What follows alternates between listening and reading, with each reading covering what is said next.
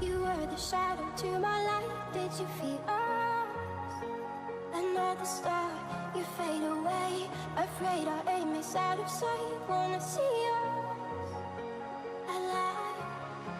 Where are you now? Where are you now? Where are you now? Was it all in my fantasy? Where are you now? Átomo, de latín atamur. Un átomo es la cantidad menor de un elemento químico que tiene existencia propia y que está considerada como indivisible. El átomo está formado por un núcleo con protones y neutrones y por varios electrones orbitales, cuyo número varía según el elemento químico.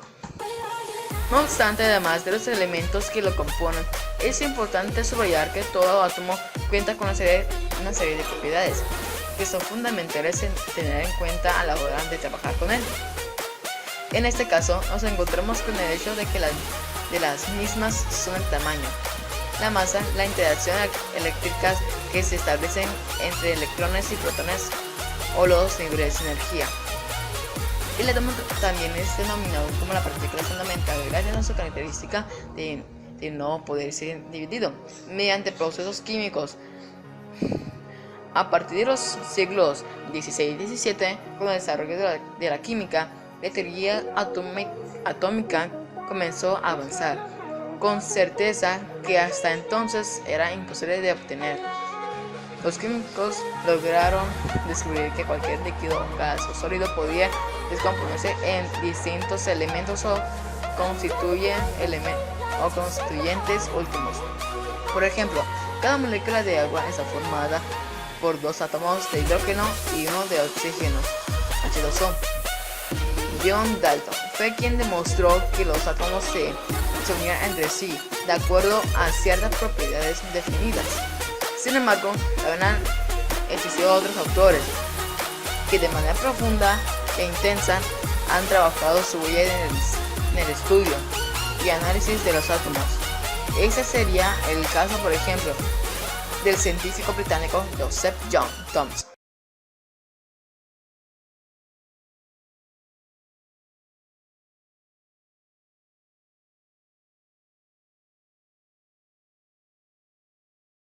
Molécula. La molécula es la partícula más pequeña que presenta todas las propiedades físicas y químicas de una sustancia y se encuentra formada por dos o más átomos. Los átomos que forman las moléculas pueden ser iguales, como ocurre con la molécula de oxígeno, que cuenta con dos átomos de oxígeno, o distintos. La molécula de agua, por ejemplo, tiene dos átomos de hidrógeno y uno de oxígeno. Las moléculas se encuentran en constante movimiento y esto se conoce como vibraciones moleculares, que pueden ser de tensión o de flexión. Sus átomos se mantienen unidos gracias a que comparten una o intercambian electrones. Cabe descartar que las moléculas pueden ser neutras o presentar una carga eléctrica. En este último caso se denomina ion molécula o ion poliatómico. La química orgánica o la química del carbono es una rama de la química que se encarga de analizar aquellas moléculas que contienen carbono y forman enlaces covalentes carbono-carbono o carbono-hidrógeno, que también reciben el nombre de compuestos orgánicos.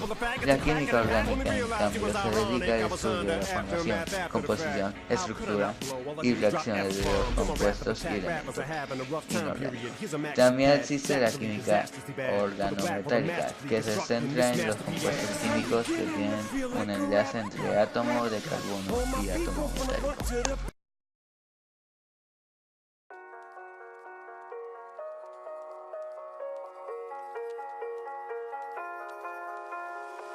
You were the shadow to my light. Did you feel us?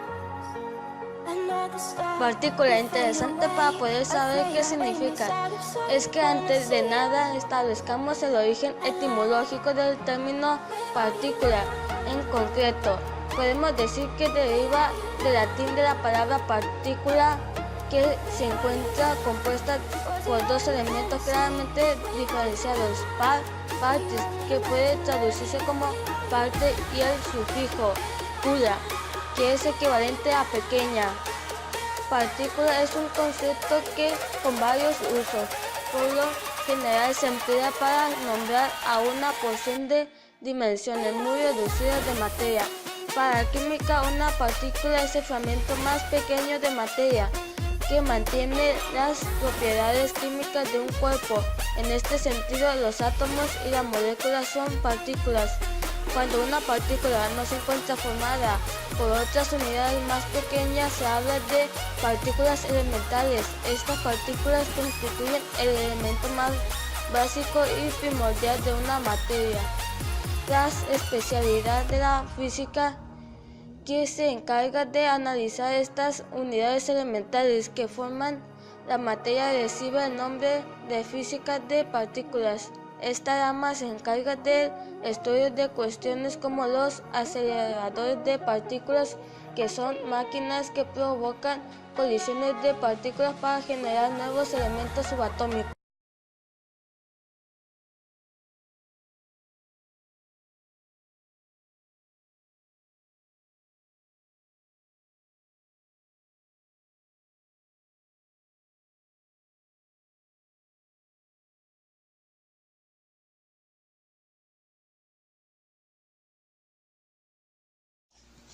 Demócrito, 460-370 a.C., fundó la teoría atomista, al pensar que si uno divide un objeto en pedazos cada vez más pequeños, llega un punto en el que no se puede dividir más. A esa partícula indivisible le llamó átomo.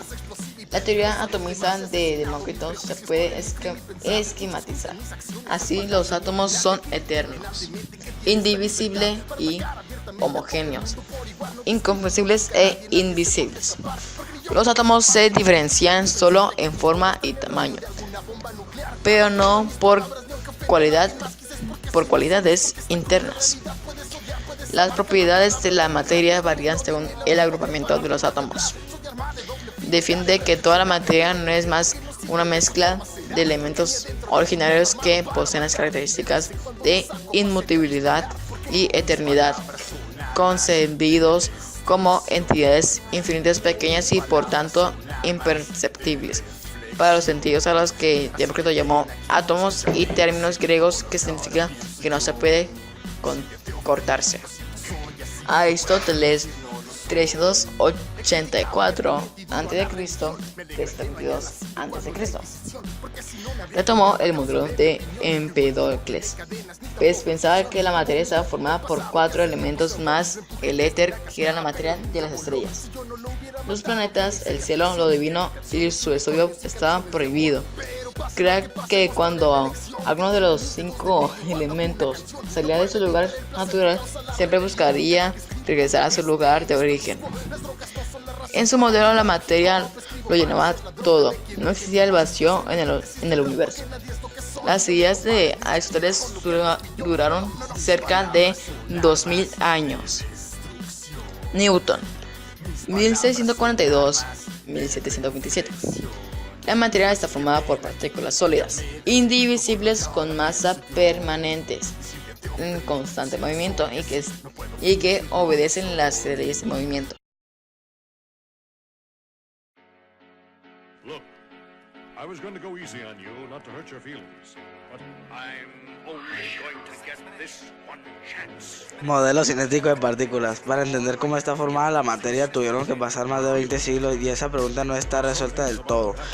En un principio existieron 2 teorías. Una de ellas proponía la materia como divisible hasta el infinito y que cada una de las partes conservaba las características de la totalidad, de la cual surgió la otra teoría.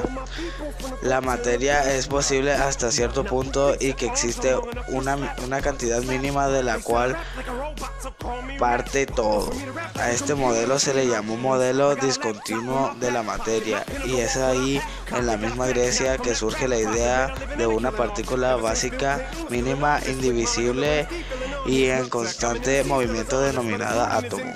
Y aunque esta idea nació hace tantísimo tiempo, no fue retomada sino más de 2000 años, cuando se empiezan a estudiar con más detalle el imaginado que está formado por partículas y espacio vacío. De esta manera es posible comprender propiedades como la expansión y la compresión. Así es como surgió el modelo cinético de partículas, que más tarde se adapta a los demás estados de la materia con muy buenos resultados. Bajo esta perspectiva debemos considerar que en la época de Newton, por ejemplo, átomo y partícula eran tratados como sinónimos. La realidad es que no lo son. En la actualidad se concibe una partícula como porción mínima de materia que conserva las características y propiedades de la totalidad de la materia que forma parte. A partir de estos estudios nace un modelo basado en la existencia de las partículas, el cual es llamado modelo cinético de partículas. Entre tus postulados básicos están los siguientes: toda la materia está formada por partículas. Las partículas se encuentran siempre en movimiento. Las partículas interaccionan entre sí con fuerzas de mayor o menor intensidad. La intensidad que existe entre partícula y partícula es muy grande en comparación con su tamaño. Los choques entre partícula y entre la partícula y la pared de recipiente en donde se encuentran ocurren sin pérdida de energía. La energía cinética promedio de las partículas es proporcional a su temperatura.